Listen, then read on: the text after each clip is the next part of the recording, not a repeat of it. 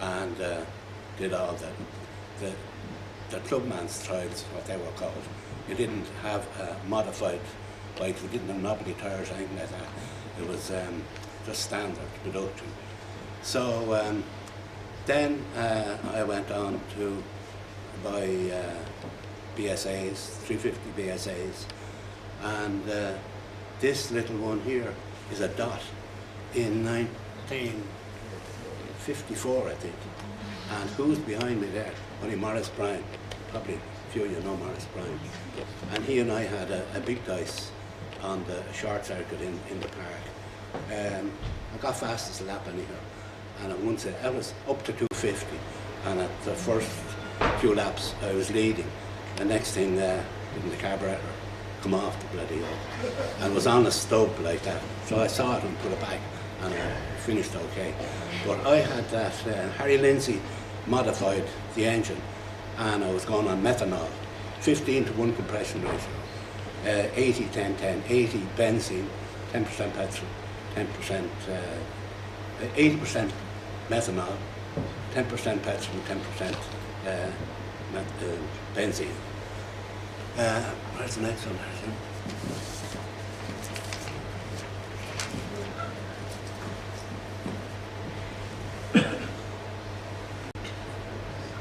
That was a 350 BSA that I also had going on methanol, and when it was very hard on the engines, and to that time the methanol was £3 a gallon, which was a lot of money when you're only making a tenner a week or so, you know.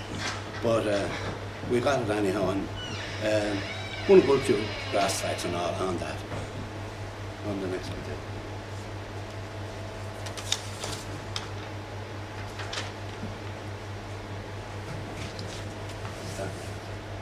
Oh yeah, that's the first race I was ever in.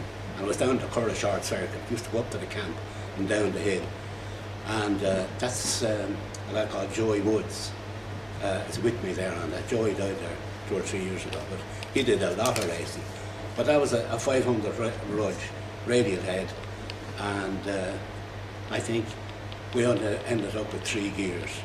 I finished the race anyhow, but I think there was 4 gears on it, so either had first, second, and third, or third, second, third, and fourth. But we finished anyhow. We got on to the next one.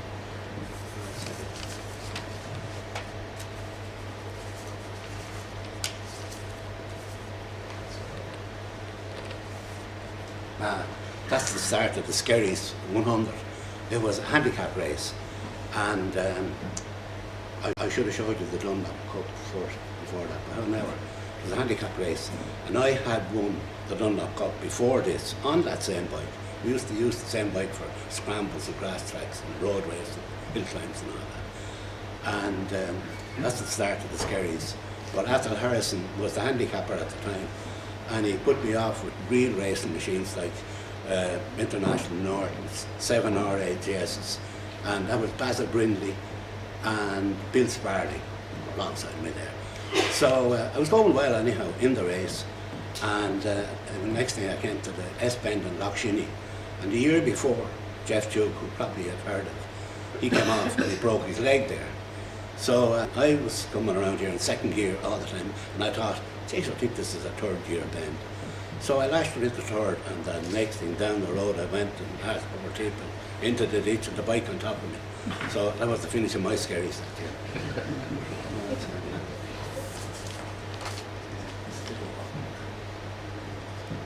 Oh yeah, that is the Skerries there. A lap after that is the one I came off. But this when it used to be up the main street, and it was very good. It used to be a big crowd now would go to that.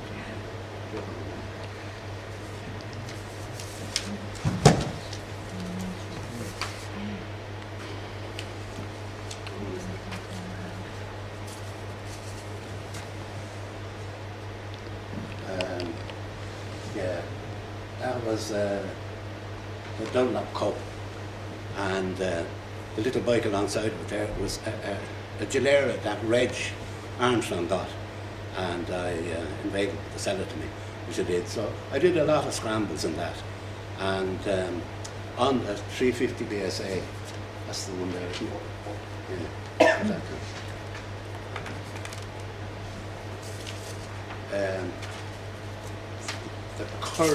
The Curra camp, where the, what do you call it, used to train, where the army used to train, drive the tanks and all that. They ran the Dunlop Cup and that. It was fairly long, but it was very rough with the tanks after chewing up the surface. And it was uphill and down dale.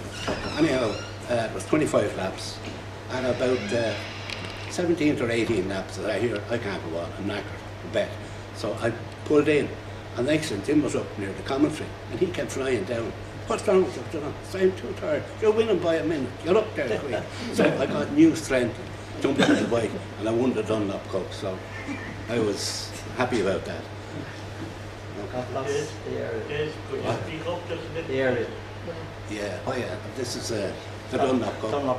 A few years after, on a 500 area. I'm on there. Just speak up a little. Speak up a bit, they can't hear you at the back. Can't we? Okay. Speak into the front of the mic. Into the front. Okay. No, there's the two. You want to shut that up? What? Speak into the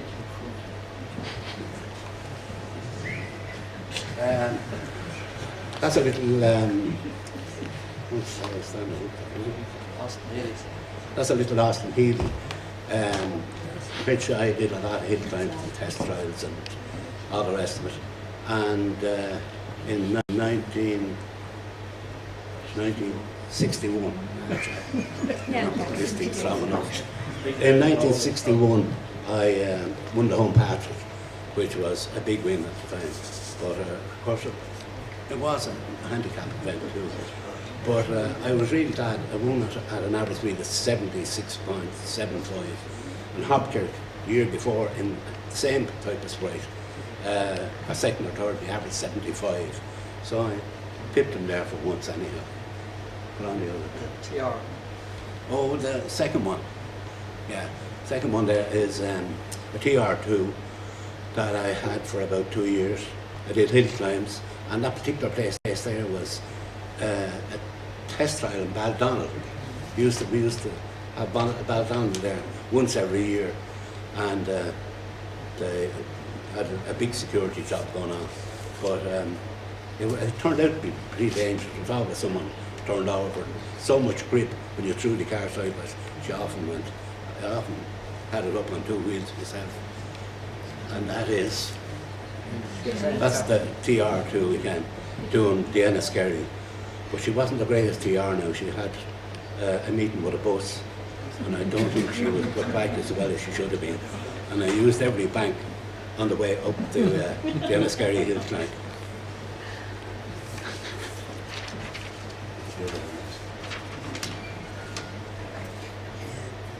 Oh, this is the Cork 20 hour. We won that in 1969 with the little NSU. 59, yeah. And it was like the present Mealy Melia was hard going boot to floor. You started at 3 o'clock on Saturday and you ended up at 3 o'clock on a Sunday. And it was boot to the floor the whole time because you had to make controls. And it was the second time that it was cleaned. Paddy Hopkirk and a fellow called Scott had won it the year before, and they got it clean on the road. In other words, they lost no marks on the road. But we were the smallest car ever to win it and not lose. We lost no time either.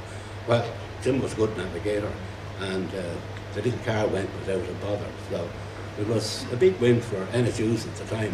We only started to kind of sell them, you know.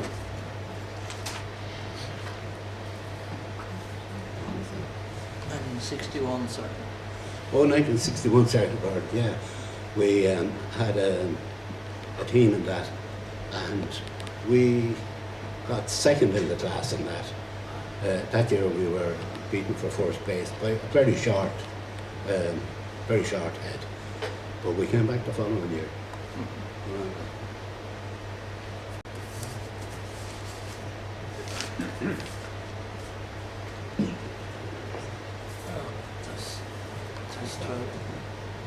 That's where was that? Out in British. British, yeah. He used to run a trial there, and through the water there, the water splash was the place to put. A lot of cars got knocked out.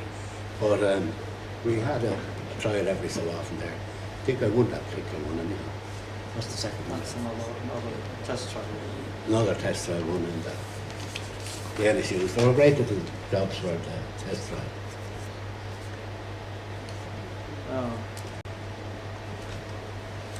Opel Cadet in Dunboyne, 61. Oh yeah, 61. Oh no, sorry, not 61. That's the Yeah, the top one is 61, and I won the Dunlop Cup. And the second one, I pushed that up a bit. Second one was little Opel Cadet that I used to race, and won the class there a few times. It's a great little car. You could modify it. Pardon? Can't hear a thing over here. Are you gone? Are we gone there if you can? Yeah, that's all. Now are you right? Yeah. Okay, then, right. Yeah, it was a great little car. You could modify, do anything you like with them. And I got a camshaft from America, and carburetors from Switzerland, and pistons from Germany, I think. So it was a great little car, very reliable. And not alone to do all the hill times, we did rallies and autocross, did the whole lot as well. That's little NSU in the park in 1959, was it? 1959. 1960. 1960. Kevin Sherry won it, Yeah. and I was beaten by a short head. So I was second. That was the first saloon car race, I think, Yeah. in the park, and I got second in it anyway. I was happy. Kevin was twice as happy he would. No, we started about in 66. Oh yeah. This was the 66 the start of Ireland, and this was the TT. The NSU TT was 1085 cc, wasn't it? 1100 cc. And we won the class, we won the team prize, and we won the one make prize. So we had a big clean up in the circuit. That was in 66. We'd only got the car before that. Tell about the team. Oh yeah, we got the team. Billy Kilroy was on the team, and a lad from Clare called Stephen, what was his name? More. Steve Moore. Steve Moore. So it was good to win that anyway.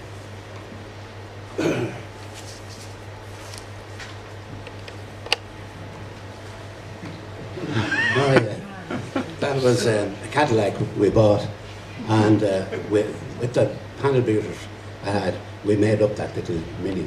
We cut about 2 foot out of the roof, and it was a great little yacht, and it got a lot of attention.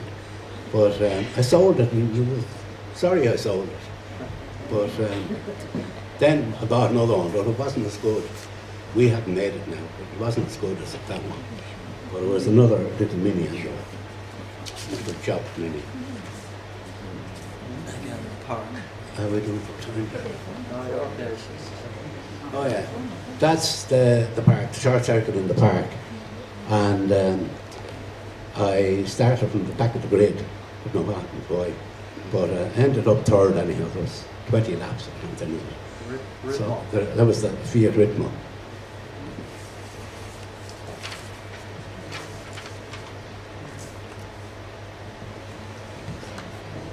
Oh yeah, there was a car I regretted. I regret selling 2 cars, and that was one of them. That was Maserati Bora 4.7 V8, and I sold it. Taxman was after me, I give me 2 shillings, so I had to sell it, and a Dino Ferrari and 2 E-types. So I sold it. I'd say I only got about 13 or 14 grand. That would have been 86.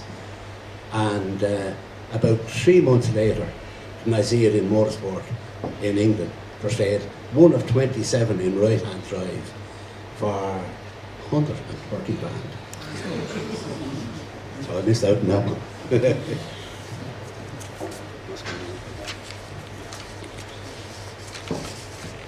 What's that thing? Malvis, is that it? special.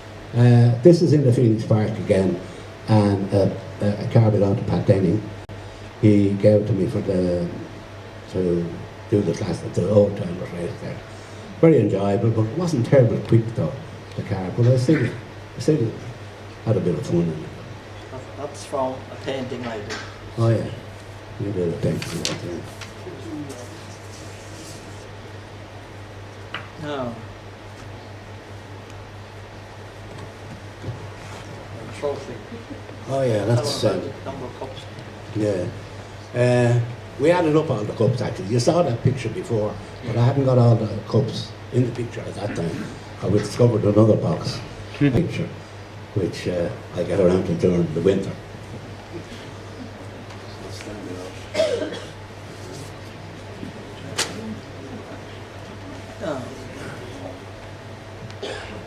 Oh, that's the Mondello. It was the saloon car, the big saloon car race. And Frank Keane put some money up for best driver of the day. And I won it, which was 500 quid, which he had never put up that kind of money before. But I got 500. I was driving an RS 2000, and I was behind a Merc and a Capri, a 3-litre Capri. A Derek Short was driving it. But we went down into Duckham's, the last bend, the last time, and the two lads hit each other, and I nipped up the inside. But Short saw me and came and put me out in the grass.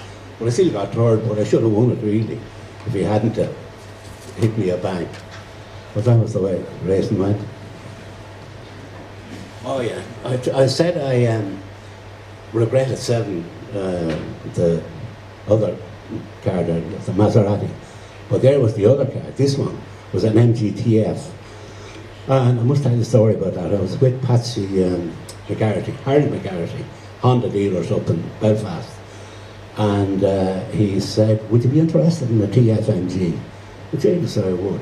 Well, I said, I'll give you a ring in a few days' time. He gave me a ring, he said, get up here quick and bring a one with you. What happened was, your man and Harry McGarrity did that car up from, it was an American job, and they rebuilt it from the ground up. And next thing wasn't your man who was building it with Harry was caught offside. So the wife said, either you go or the cars go. So I got the car. Paid for it though, plenty still, but it was good. I'm really more now. Just two more. Oh, that's Dundalk, and Jackie Corkin there on my left, and your man in the middle, I don't know who he is, I think they call him Sterling Moss. But he and I started out, that's a Tiger V8, belonged to the Cassidys, and I was racing up there. And I started off with Moss, and we were flying, I was ahead of him. And the next thing there was a crash, and the race was stopped. So we had done 7 laps, and I was ahead of him anyhow. And the results went, they said, you've done 3/4 of the race. We hadn't time to finish the race. So I was ahead of him, and that's all I wanted to do. Say it was Sterling Moss. I did, yeah. I said to the man in the middle that there was Sterling Moss. Yeah, probably knew that, yeah. Yeah.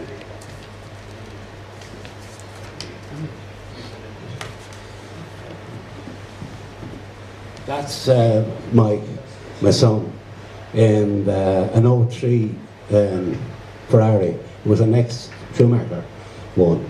And in between the races on the continent, he was able to get the driver who had a Formula 1 could have an hour's little drive around, not race now, just a drive around. But the club said, would there be any chance of him coming over and doing a few laps in the park? So Mike got on to Ferraris and he said, okay, yeah. So they sent over 2 mechanics with it, and I had, is the answer there? Yeah. So Mike did his few laps in that, but when he got up to around 160, the vibration was so much he couldn't see. So he would have gone, the surface at that speed was a bit bumpy, you know. So this is the Enzo that I had at the time, and I was clocked at 164 mile an hour going down towards Furry Glen. We got them to put in the chicane there, and it was very narrow, like even, well, at the speed you're coming up it was very narrow. But the Evening and Herald ran a competition. The first, anyone that won would have a ride around the park with me. So because they got 10, I didn't expect to be having to go 10 times around it.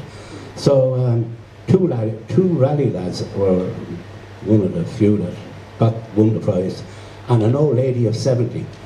So when we were going down through the chicane, the lad said, "Oh Christ, when we get through here?" It looked very narrow when you're coming to it. But the two rally lads were more afraid. The old lady, not a bother, came back to the finish. I said, "Could we have another go, Mr. Cullen?" So we couldn't because we were limited to time, you know. Anyway, 10 laps was enough for me. Didn't want to wear anything out. I had in mind that joke, if anything happened, it would cost 1.3 million. So we hadn't paid the VAT on it at that stage. So I was being very careful. I also did the hill in Goodwood in it, before or after that, I forget which. And oh yeah, that was after Goodwood, when Ferraris delivered the Enzo to Goodwood, and I came in at 11:30 and said, quick, you're on the starting line there at 12 o'clock. I had never seen an Enzo before, and I had never been up the hill. I never saw the hill. So I went anyhow, and we flew up it. But another guy, J.K., he's a big band singer. Marika, what's his name? He's the guy. He was with me, so he says, when we got to the top of the hill, he says, "Let them all go down, and you and I will go down together." So I said, fair enough. So they all went down, he took off, there was a launch control on it. And when he took off, I couldn't even see him. So I took off, I didn't use the launch control, because you only can use it 8 times, and you may put a new clutch in it. So I took off after him anyhow, and the next thing, what do I see? Only he putting the boot down and stopped, braked hard, and I was nearly up his Kuiper. But then he took off again. But he was doing the same thing, so he did it 6 times on the way down the hill. But by then I copped on what he was at, and I can tell you, I wasn't burning the rubber that he was burning, but it was nearly been 2 Ferraris going very cheap after that. That's a lot, yeah. That is a lot. Sorry for maybe boring you there in that time, but thanks very much.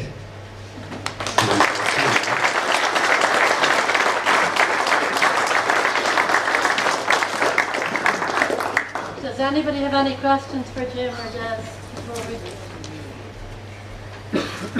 Des, the picture you had of the Phoenix car, what car was that, did you say? The old cars in the Phoenix car, what car? Oh, belonged to Pat Denning. It was a 1934 Alvis, I think. Yeah, an Alvis. Wasn't terribly quick now, but it was a race anyhow. So was a bit of crack. Yeah. Anything else? No? Well, look, I'd like to thank both Des and Jim for a really interesting evening, taking us down memory lane. I know these two guys have lots and lots of stories to tell, and we could all tell some about them. Interesting you mentioned the Beetle that Paddy bought from Jim Boland.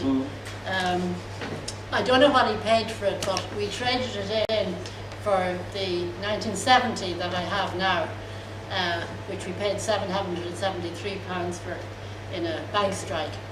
So, and I remember at the time we had 350 in the bank account, and we handed over the cheque for the full amount to Volkswagen in Harold's Cross. I went into the bank manager afterwards in Clondalkin when he reopened, and he said we'd put the balance down to home improvements. So we still have that today. It was interesting when you were speaking about the sponsorship, because obviously it was easier in times past to get sponsorship than it is nowadays. So maybe we need to talk to people like you as to how you did it then, to see what we can do going forward. I think it was indeed. You know, I know also, there was one little story about the 2008, I think, trip to France, where one of you left your passport behind in Bayeux, if memory serves me correctly, and they drove back to get it. And when they arrived, I think, probably a very short time, weren't expecting you back for dinner in Dinan at the time, and they sailed in and discovered that Des was driving, but he thought he was doing miles and he was actually doing kilometres, or the other way around, whichever it was. So fortunately the French gendarmes were not out that night, or we might be talking to you in a different vein tonight. I'd like to thank you very much for putting it all together, because I know a lot of work goes into this, and you have great records, and it's wonderful to have all that. I also would like to thank John Boland, who put all this together with them as our techie person, and Jim Dolan, who has stood there probably for the third or fourth time now doing this for our archives. So many thanks to everybody for that. I had said we'd have a couple of little announcements, so I'll start on that before I get you to give these gentlemen a big round of applause. But first of all, we have the tickets for the Christmas dinner. They're going very well, I should say, like hotcakes, and I do have some tonight. You can do them online, and we'll keep them for you at the thing, but at the door. But it would be so much easier if you had your tickets on the event on the night. It makes life a lot easier for those of us that are working on it. The next thing we have here is the Christmas quiz on the first Monday in December, and I'm sure Robin has all his questions ready at this stage, and we'll all be working on that, getting ourselves organised for that very soon. It will start at 8 o'clock, and for those of you who are going to come, if you could even give us an indication of your names tonight, that would be useful. It's more for numbers really that we need it. Now, we've increasingly getting requests for all sorts of various things to do, turn up at events and stuff. And at the last minute last week with this big web conference in Dublin, I was asked if we could get some cars to Powerscourt last Saturday, and they were particularly looking for veteran cars, and very thankfully I'm very grateful to the people who did turn up. The early part of the day was fine. We ended up with 10 cars there from the IVVCC, ranging up to 1935 I think, and then there were other cars there, Porsches and TR4s and other little MGs and things as well.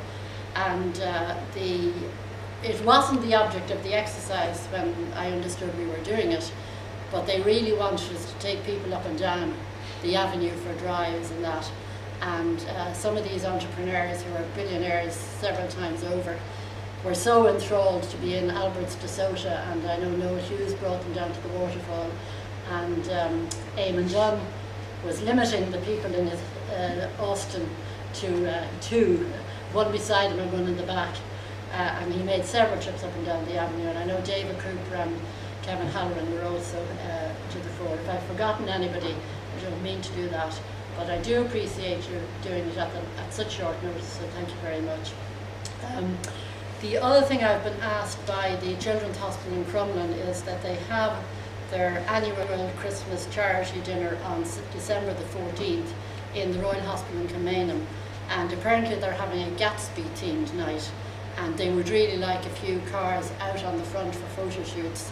Now, I don't know if anybody's interested in doing this, but I'm just putting it out there. If anybody has an interest in turning up at 7 o'clock on the 14th of December in Royal Hospital Kilmainham, just let me know. I think that's about all we have for tonight. John, am I forgetting anything? Okay, grand. Official as ever. Okay, well look, I think these two gentlemen deserve a big round of applause. They've given us a very entertaining evening, and thank you very much.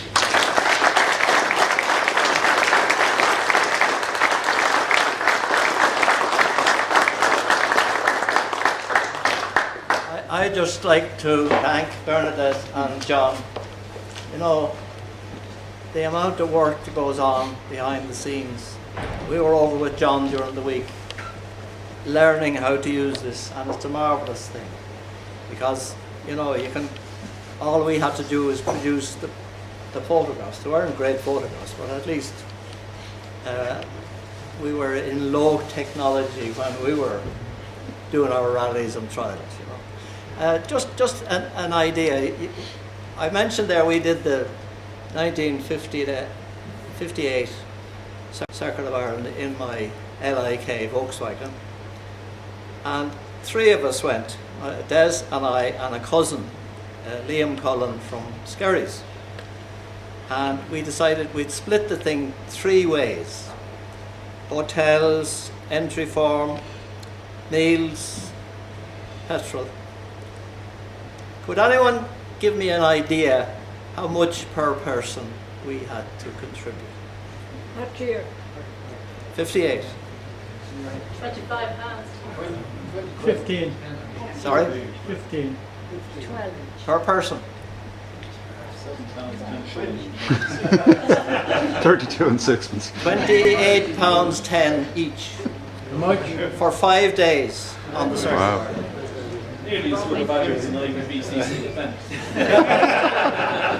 10 miles of that, much of Lord England What? and the Bantam. Oh yeah, we had a little Bantam in 1949. 49, yeah. And imagine the 2 of us on a little 125 Bantam. We did a tour of With England. luggage.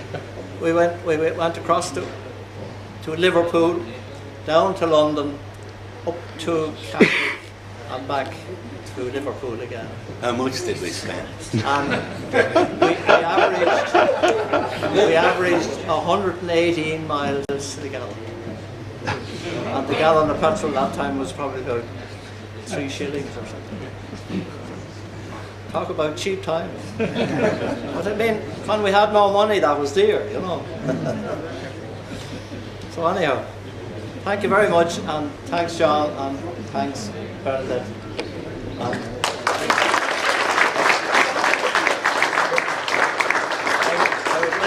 have a visitor tonight, Freddie Gusker, who does all my colour copyings. I've been going to him for 20 years, and he has copied all my Gordon Bennett pictures and lots of others. And he's doing a great job, and thank you very much, Freddie. You're welcome.